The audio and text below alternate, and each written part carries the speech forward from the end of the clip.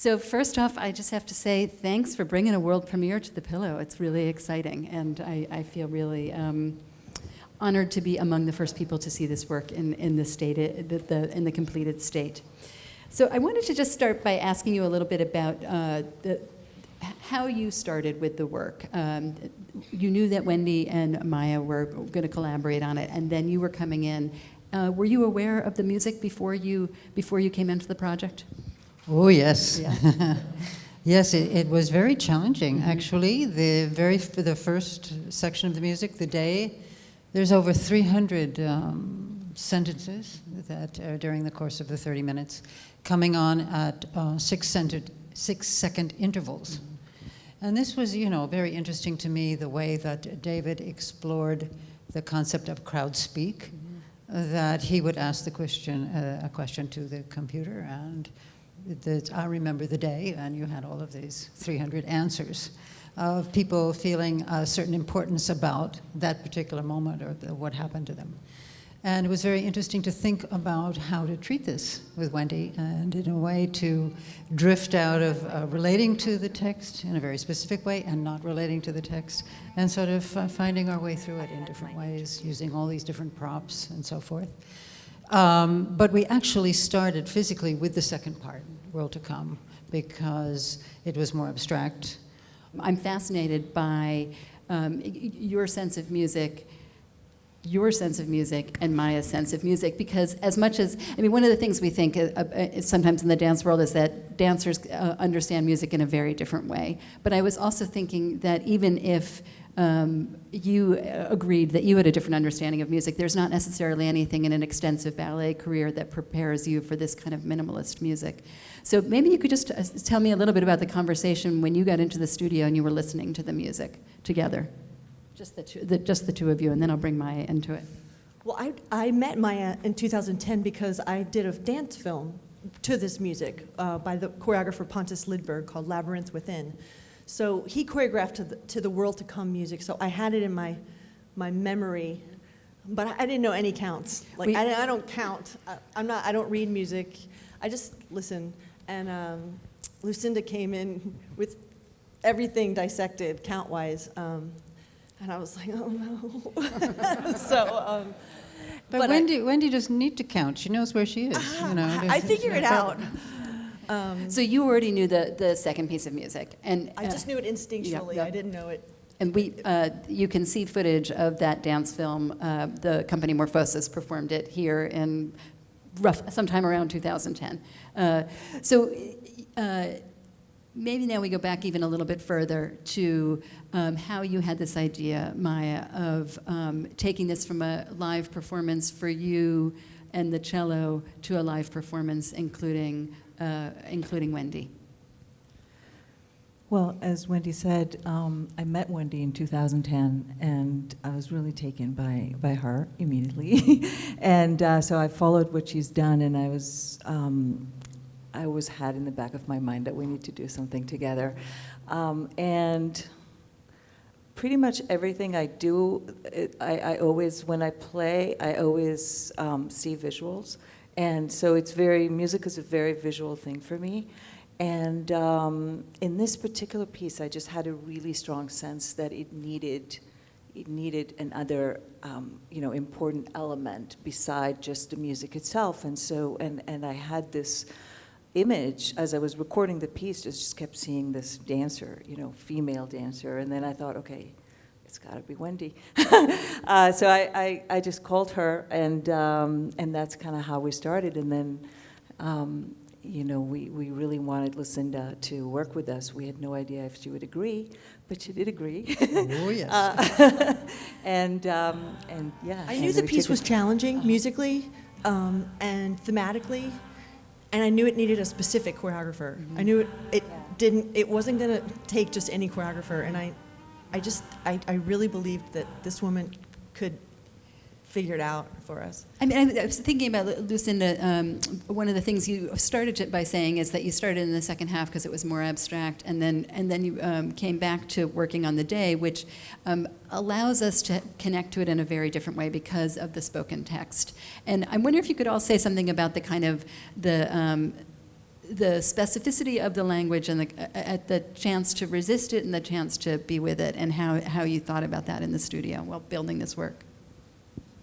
Well, I think what I enjoyed about the possibility of working with Wendy and working with the various props that took on different meanings. For example, there's this ball. It's the lover boy. It's the lover girl. It's the globe, or it's the tumor, or there's a backpack. I mean, it took on so many meanings, and I loved the fact that we could drift in and out of this in a certain way, and we had to find our way, to find where we wanted the structures to connect realistically in a narrative way, where there was an actual orientation absolutely to the text, and where there wasn't. And this was an interesting, very interesting process for me to work out with Wendy.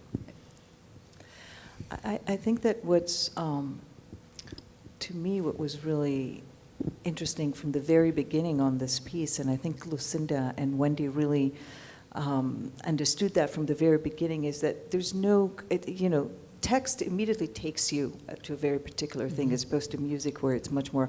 But what's wonderful about the way David Lang, the composer, created this piece is that there's no one narration. In fact, it's completely non-narrative. And it's just those kind of random snippets and memories of life that, and it's sort of this whole idea that there's no preconceived notion at all in the text about what is meaningful and what is not meaningful. It's all kind of one thing, from the most mundane to the most profound. And so, and it's all, I don't know if you noticed, but it's all alphabetically listed. How many of you guys how many of, yeah. You can pick up a copy of the it's not the score, the script. The verbs themselves. I heard from some audience member that told me, actually a very good friend of mine, composer who was very observant, said by the W, by W he realized that it was alphabetical. So it takes a while to kind of, but it's really wonderful that way, because it just sort of lays this thing out. So it's very open, and it's very abstract in that way, and it allows for all Wendy, this could you say something creation. about when you're paying? I mean, you have a lot of work to do in terms, I mean, thinking in some ways that the first half may be more challenging. I have to be here, I have to go there, I have to get that thing, now I've got to go get that other thing. Props are a pain in the butt, I'll tell you that. I'm not used to props. In New York City Ballet, we just dance. So are you aware of the text and the sentences? And I'm thinking about this woman who's saying that. Well, I'm listening for certain lines, and that sort of depicts what's next for me, sort of. I try to hit certain things generally just to keep myself in a certain rhythm, but I am improvising most of the whole first half. So most people don't realize that. But so yeah, let's talk about that conversation when you said, I'm not going to set this choreography, and Wendy's, I'm imagining Wendy's reaction to that. No, it didn't really come about that way. It just came about that we liked this material, especially the pole section. We liked this material, and I started off with certain ideas about how it could move, and she took it from there. And I thought, well, we could set it, but somehow it's very beautiful that the material is similar, but maybe it changes a little bit every night. So But that there's you're continuing to certain explore. parts of how she works with the poles that was always coming back in a certain way, but never necessarily at the same place or at the same time. I will never forget when Lucinda came in with a brown bag and pulled all the props out, just literally from 6th Avenue, like hardware store. She's like, okay, now we're gonna do this. And she just made something, and then she made something else, and it was amazing. I'm laughing because I think this sums up the difference between New York City Ballet and Yes. Judson Dance Yes. Theater. Right. Is that right there. Yes, it was a beautifully handmade idea. So I have to ask you, because I think one of my favorite moments is your re-entry at the end of part one when you're walking backwards.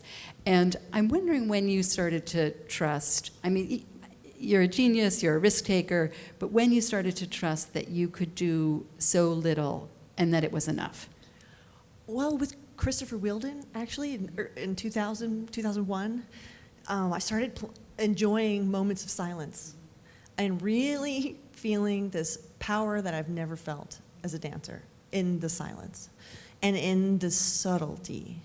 Even being far away from an audience, I started to feel that.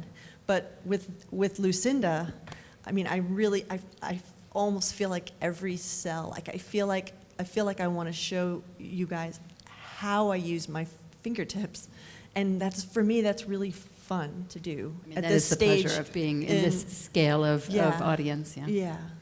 So I have to ask you, Maya, because there's the three of you, but then you also have the genius collaborators in the projection design, the scenic design, costume design, lighting design. And with your hat on as creative producer, how you were imagining not just these collaborators, but all of those other elements and some of those conversations. Yeah, I mean, it's really critical in a collaboration to find the right collaborators, you know, because you want to find people who really understand and who really, but also could take you somewhere that you haven't necessarily thought of. And that's what's wonderful, because it becomes a community. You know, you start a dialogue with, and the first person, actually, after the three of us already were a team, was Natasha Kutz, the lighting designer. And again, it was one of those things. She was just on my dream wish list of lighting designers to work with. I wanted a woman lighting designer. I thought it was important for the team, and she's just so fantastic. So I just called her, and she got on the she really liked to work with us, and then the rest of the team were different people. Some that Wendy has worked with. The costumes designer is someone that Wendy really loved to work with, Karen. And the Young. set designer. And the set designer. And then the videographer was a friend of the set designer, and Maya had worked with him, so we Right. had this, it was all. Exactly. And so this whole team came together, and we spent 2 weeks at the Lumberyard in upstate New York in last December, really building the piece. When we got there, it was just the choreography, but we didn't have the design, and just built it. So Maya, I have to ask you, you've been living with this music, especially the second piece of music, World to Come, and played it all kinds of places. But I'm imagining that it's got to feel different when you're sharing the stage, and that you've created this whole other world. Could you say something about, like, I don't know if I can say, has the music changed for you, but I'm going to ask you, has the music changed for you? It actually has. It has, in a very profound way. It's really interesting. First of all, I really watch Wendy on this, pretty much the whole time that I've played. I've also memorized the piece for this show, and I never thought I could memorize it. It's a really complex. I mean, literally every bar has a different. It changes constantly, the rhythmical part. So, but I made a decision pretty much right away that I need to memorize the piece. So there's a real, and then there's a real give and take that happens in the piece naturally, and it's just fantastic. And also, I think we spoke a little bit about that, but Lucinda, the way Lucinda kind of, dissected the piece from the very beginning, and started, when she started to work with Wendy on all the different rhythms, it completely changed the way that I heard the whole opening, because I tend to learn music, really based on the melodic structures, not so much, where Lucinda really heard the rhythmical structure. And so it kind of, really in my head, it really reconstructed the piece in a different way. So it was quite wonderful.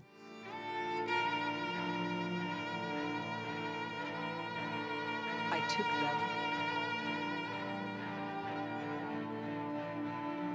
took this job